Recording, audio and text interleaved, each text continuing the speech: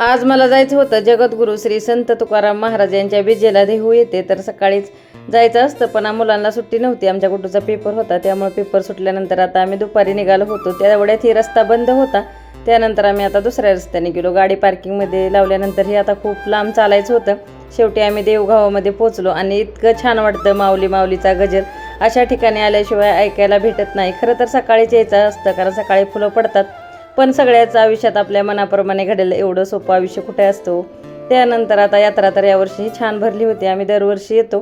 तर इंद्रायणी तिरी आलो आणि छान असं थोडा वेळ बसलो, कारण असं देवाला आलं तर गडबड न करता थोड्या वेळ शांत दर्शन घेतलं तर छान वाटतं, कारण आपण एवढं लांबून आवरून आलेलं असतो.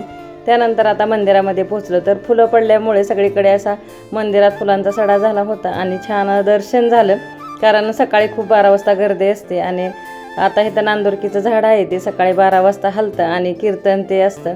तर कीर्तन संपल्यानंतर फुलं पडतात, तर खूप गर्दी असते सकाळी. पण सकाळी खरंच अंगावर काटा आणणारा क्षण असतो आणि पाहायला खूप सुंदर वाटतं.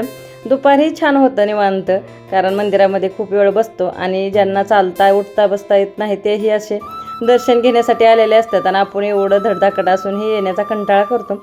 दर्शन झालं. आणि तुम्ही कोण कोण बीजेला येतं तेही मला नक्की सांगा. तर त्यानंतर आता यात्रेला आलं म्हणलं की यात्रेची शॉपिंग आलीच. तर मी बैलगाडी घेतली होती.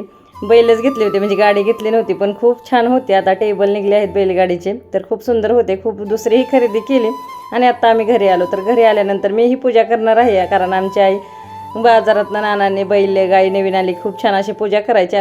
पण आमच्या गुड्डूला मात्र शर्यतीत बैल असतात एवढंच माहिती आहे. त्यामुळे त्यांनी त्याचा एवढा मेकअप केला होता. नावं ठेवली होती त्याला, पातेल्यामध्ये पाणी ठेवलेलं, झाडांची सगळे पाने तोडून खायला दिलेली आणि खूप वेळ तो त्याच्याशीच खेळत होता. पायामध्ये करदोडे काळे बांधलेले, कारण त्यांनी आता शर्यतीतलेच बैल पाहितले आहेत म्हणून त्याला तेवढंच माहीत आहे. तर त्यानंतर आमचा सौरभ घरी होता, त्यामुळं आम्ही येताना काही जेवण केलं नव्हतं. तर त्याला घेऊन आता आम्ही बाहेर जेवण करण्यासाठी आलो होतो. आणि माझ्यासारखी बडीशेप चोरायची सवय कोणाला आहे ते नक्की सांगा.